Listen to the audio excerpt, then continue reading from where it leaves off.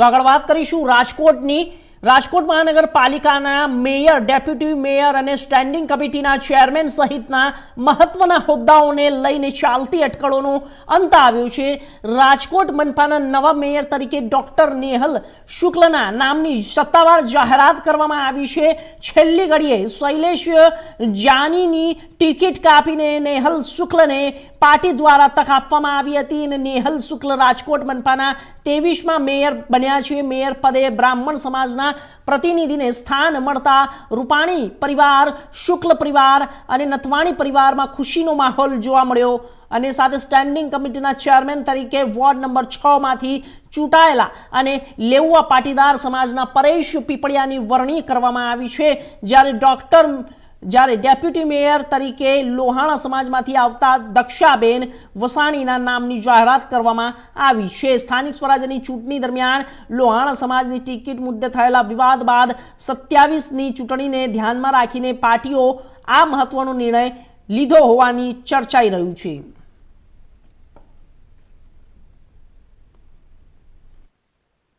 આજે ભારતીય જનતા પાર્ટીના પ્રદેશના નેતૃત્વએ અને પાર્લામેન્ટરી બોર્ડે આજે રાજકોટના મહાનગરપાલિકાના 5 શાસકોની જાહેરાત કરી છે। Mayor, deputy mayor, standing chairman, નેતા અને દંડક, આ 5 નામની જાહેરાત શીર્ષસ્થ નેતૃત્વ દ્વારા કરવામાં આવી છે।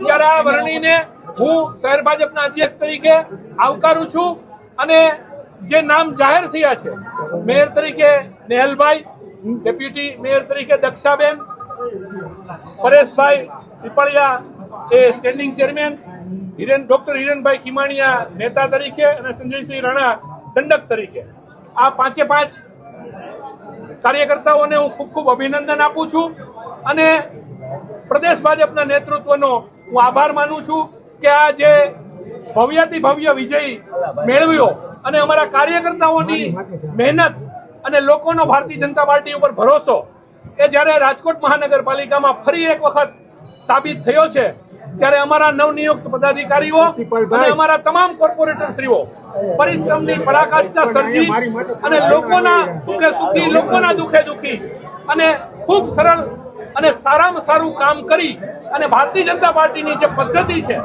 એ મુજબ કાર્ય કરી અને અમારા બધા હોદ્દાઓને ઉજળા કરી બતાવશે એવો મને પૂરો ભરોસો છે। માધવભાઈ, છેલ્લી ઘડીએ નામ બદલાવાની ચર્ચા છે, ચાલુ સંકલનમાંથી બહાર જવું પડ્યું હતું, શું કારણ?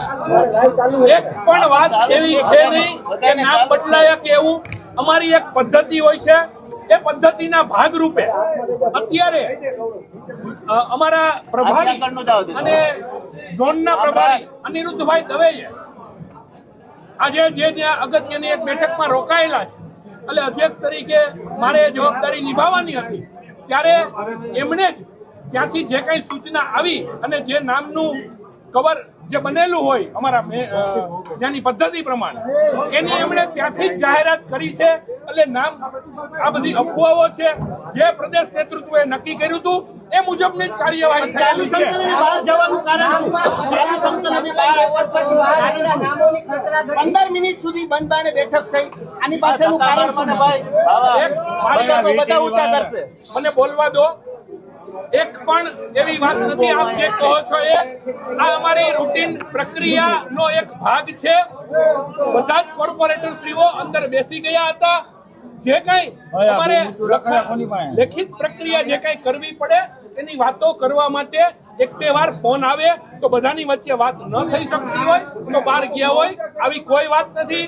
ખૂબ શાંતિથી, ખૂબ સરળતાથી અને ભારતીય જનતા પાર્ટીની જે નિયમ પદ્ધતિ છે એ મુજબ જ આખી પ્રક્રિયા અત્યારે પૂર્ણ કરેલ છે।